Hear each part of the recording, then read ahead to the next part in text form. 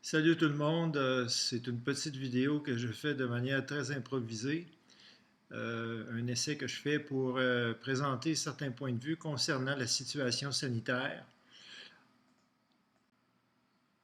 J'ai envie de présenter des points de vue qui ne sont pas toujours pris en compte par les médias, par les gouvernements et par les porte-paroles sanitaires qu'on a l'habitude de voir à la télévision ou à lire dans les journaux.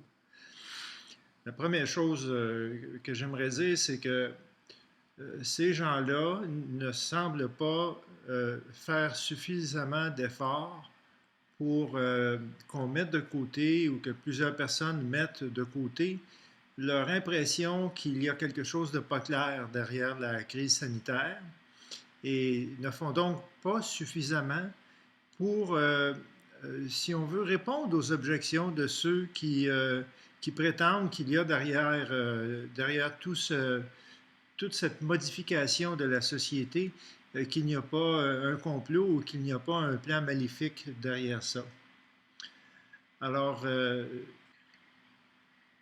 je vais exprimer mon point de vue d'une manière très posée, très apaisée, et j'aimerais que ceux qui m'écoutent prennent en considération les arguments que je vais mettre de l'avant qui, de mon point de vue, méritent d'être examinés et sont de nature, si on veut, à rendre le débat public plus fécond et plus serein, dans le sens que c'est peut-être pas vrai qu'il y a une seule façon de voir les choses, que qu'est-ce qui nous est envoyé par le gouvernement, qui est repris ensuite par les médias ou par une partie de la communauté scientifique qu'on invite à la télévision. Alors, c'est peut-être pas vrai qu'il y a juste une façon de voir les choses. Et ce que je veux dire, c'est vraiment ce que je m'apprête à mettre en valeur. Le premier argument que je voudrais mettre de l'avant, ça concerne toute la question de la prévention et toute la question des traitements pour la COVID, particulièrement en phase précoce.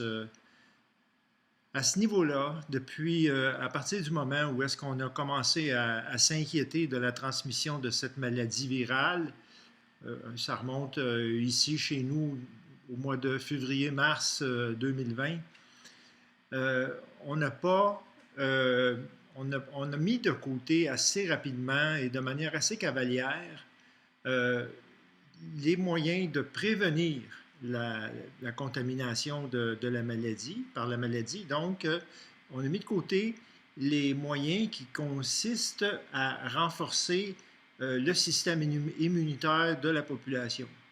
Il faut vraiment s'étonner du fait que le gouvernement, le ministre de la Santé et les autorités sanitaires, dans un cas comme celui-là, n'aient fait preuve d'aucune initiative pour encourager la population à prendre des mesures qui sont simples, des mesures qui peuvent concerner le mode de vie, qui peuvent concerner des choses faciles à faire.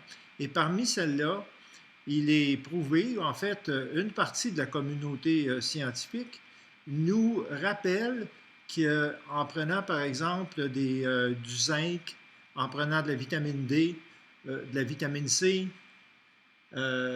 et aussi d'autres minéraux.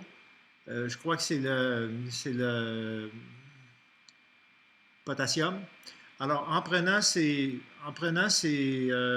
comprimés-là qu'on peut se procurer en pharmacie sans prescription à un petit prix, déjà, il y a des indications. Je ne suis pas médecin, je ne suis pas spécialiste en la matière, mais j'écoute et je m'informe. Et puis, j'entends, pas une personne, pas deux personnes, mais des personnes qui ont de l'expérience dans le domaine médical, des personnes qui sont des scientifiques, des personnes de renommée, etc. On peut en trouver des dizaines, des dizaines et des dizaines.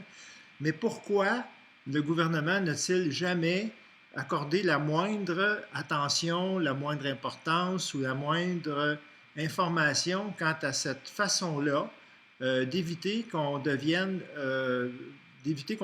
disons, facilement contaminable par la COVID.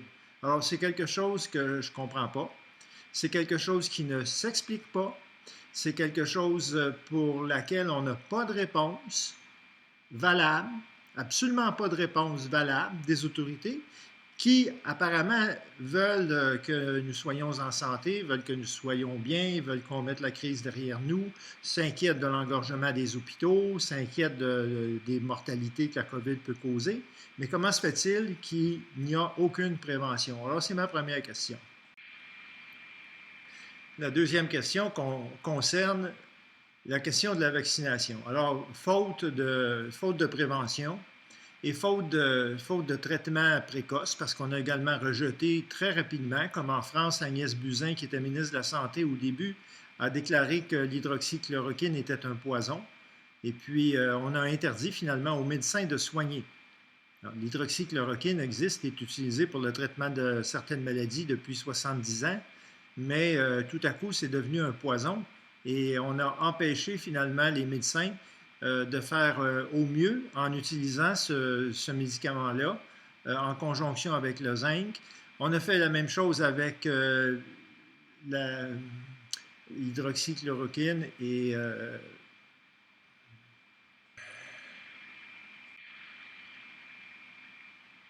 donc avec l'hydroxychloroquine, l'azithromycine et l'ivermectine. L'ivermectine qui est un autre protocole de traitement.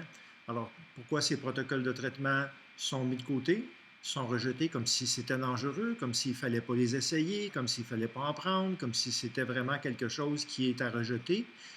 Pourquoi? Pour nous diriger uniquement vers une solution universelle, vers une sorte de panacée qui s'appelle quoi? La vaccination. Alors, on voit aujourd'hui que la vaccination est extrêmement promue, extrêmement mise de l'avant, extrêmement poussée par les gouvernements.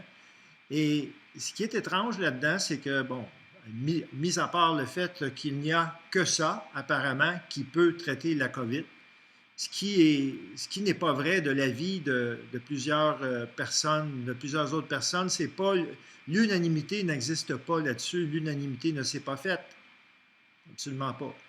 Et ce qui est en plus étrange, c'est le fait que les vaccins qui nous sont proposés ici sont deux vaccins, parce qu'AstraZeneca et Janssen, on ne peut pas les obtenir à moins d'avoir été vacciné une première fois par ces vaccins-là. Donc, ce serait dans le cas de deuxième dose, mais autrement, on ne peut plus les obtenir. Alors, il ne reste que deux vaccins de type ARN messager, Pfizer et le vaccin Moderna. Ces deux vaccins-là recourent à une technologie vaccinale innovatrice, nouvelle, qui est la moins éprouvée, qui a été la moins étudiée et pour laquelle on a le moins de recul, naturellement. Comment se fait-il que ce soit là les deux seuls vaccins qui sont utilisés au Canada, qui ont été produits par deux compagnies américaines et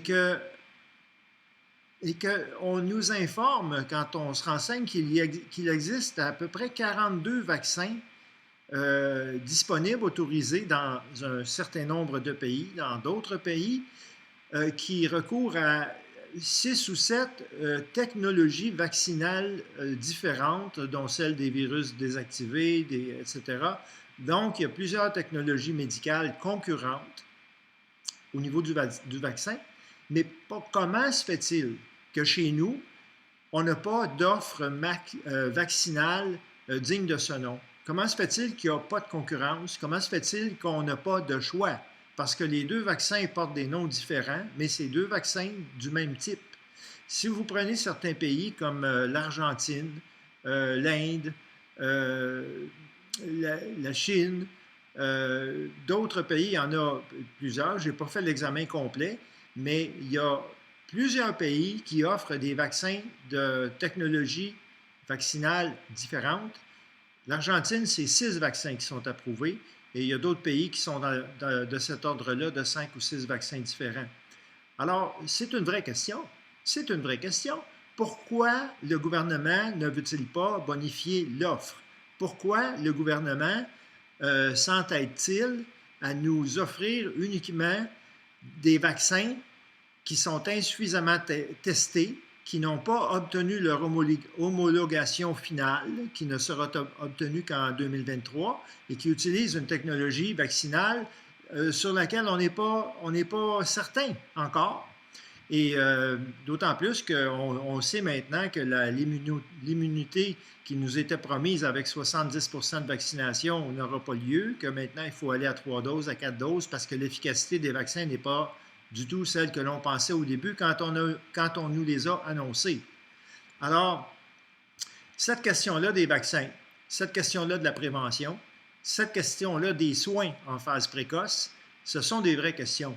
Si les gouvernements veulent tant que les gens se fassent vacciner, qu'ils commencent donc par empêcher que la maladie se propage par de la prévention, que les hôpitaux se remplissent par des soins immédiats à donner aux patients dont on découvre des symptômes de COVID, et qu'on offre donc à ceux qui sont méfiants par rapport au type de vaccins qui nous sont offerts, qu'on leur offre donc d'autres vaccins qui sont d'une technologie vaccinale plus reconnue ou qui a été utilisée, on va dire, depuis de nombreuses décennies, qui ont de nombreuses décennies de recul pour savoir qu'on prend quelque chose qui ne risque pas d'avoir des conséquences qu'on découvrira plus tard, des conséquences indésirables.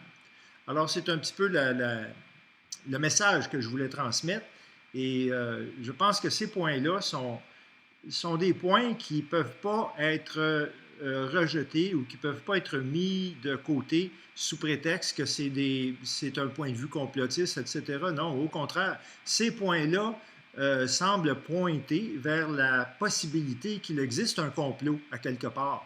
Parce que c'est pas normal que dans une situation où les gens sont malades, qu'on ne les soigne pas. C'est pas normal que dans une situation où les gens peuvent tomber malades, qu'on ne mette pas de l'avant une campagne une promotion et une campagne d'information sur les moyens de prévention. Et ce n'est pas normal que l'on nous offre que deux vaccins américains, deux vaccins qui, à toute fin pratique, sont les plus douteux et les plus contradictoires, on va dire, sur la scène vaccinale générale.